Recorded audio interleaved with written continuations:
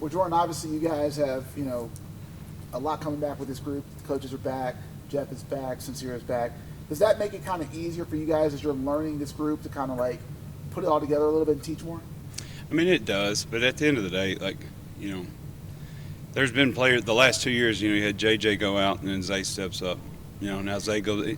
There's always going to be somebody else step up. The biggest thing with me is, and I said the same thing when Zay was coming back last year, is like, yeah, he's back. He's a good player, but especially in the linebacker room, there's so much chemistry that goes in who you're playing beside. Having the nucleus with Jeff in the middle and a number of new guys that are coming in and playing well, and some younger guys that have now been with me for 3 years that are starting to show up. Bodies are changing, like all that. The football IQ they've heard the same things for 3 years in our position rooms. All the vocabulary that we use, it's just everything's sped up, and that's what I'm seeing right now. And what gives them the ability to grow their football IQ because that's sped up. There's different techniques, there's different coverages, there's different fits, so all those different things. It's a big wider spectrum that you're looking at, and the guys are picking it up. It's just you continuing finding ways to challenge them.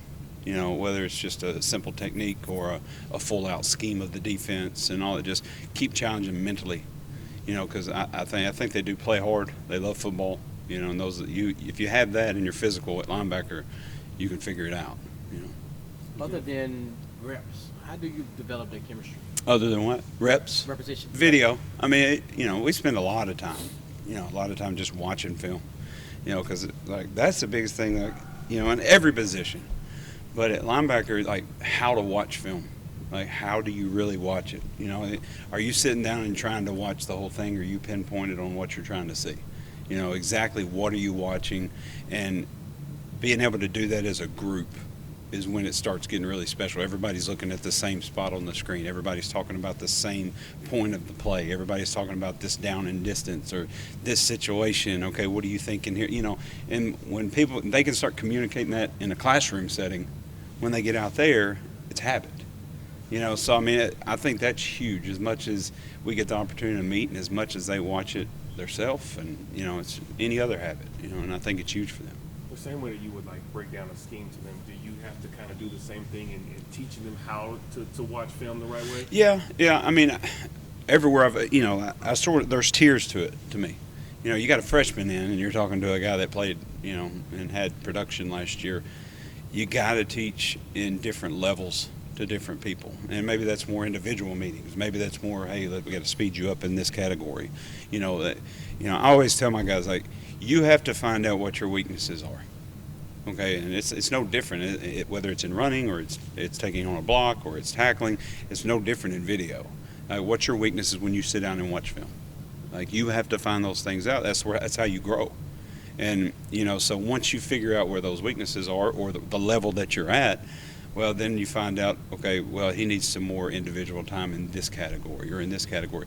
And the great thing about it is when you have, we got a good room as far as levels are concerned. So given those, a guy like Jeff, hey, take this kid in there, watch this, this, and this. And then he can put it in his words, and then it goes, and it just keeps going down. Because the thing about it, I don't step on the field with them. I try and put as much on them as they possibly can. My biggest goal, especially in the spring, but throughout a player's career, there's no different with Zay and JJ and Pick and all those guys that have been here. They have to be able to problem solve on the field.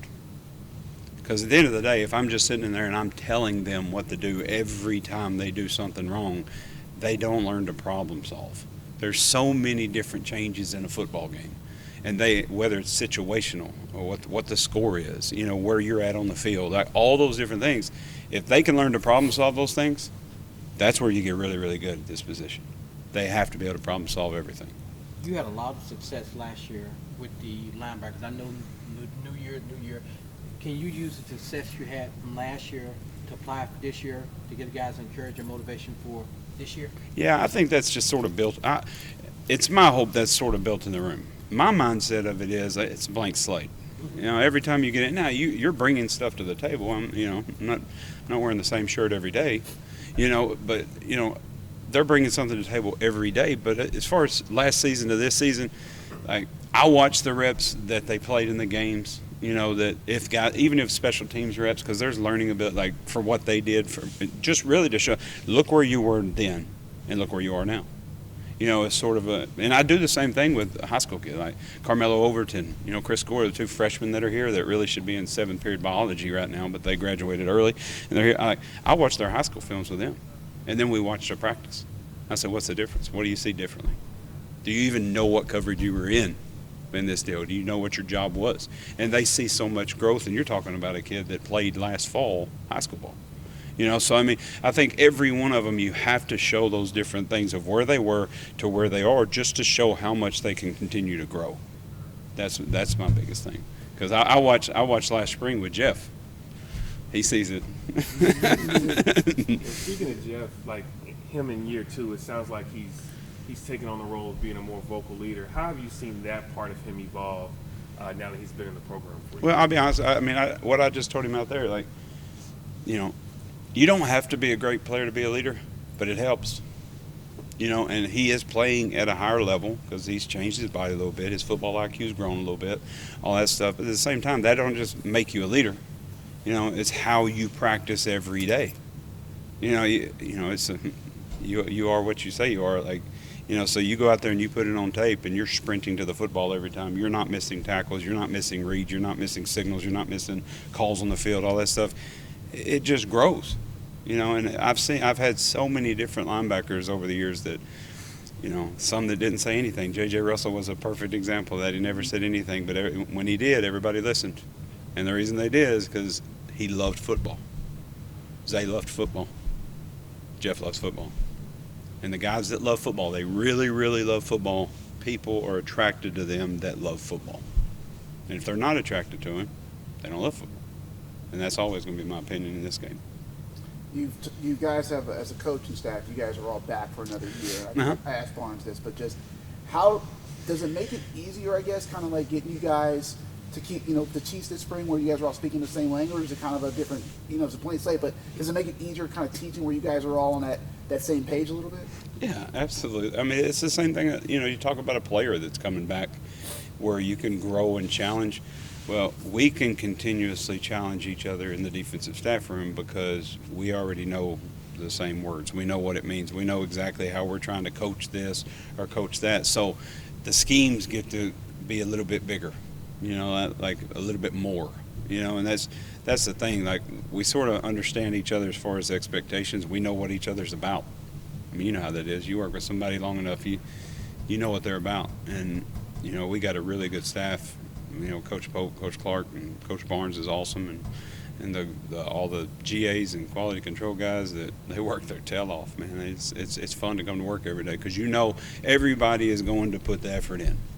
You know, nobody's trying to drag this thing down. Everybody's putting the effort in, and everybody's got a job, whether it's small or big. I mean, everybody knows what they're supposed to do.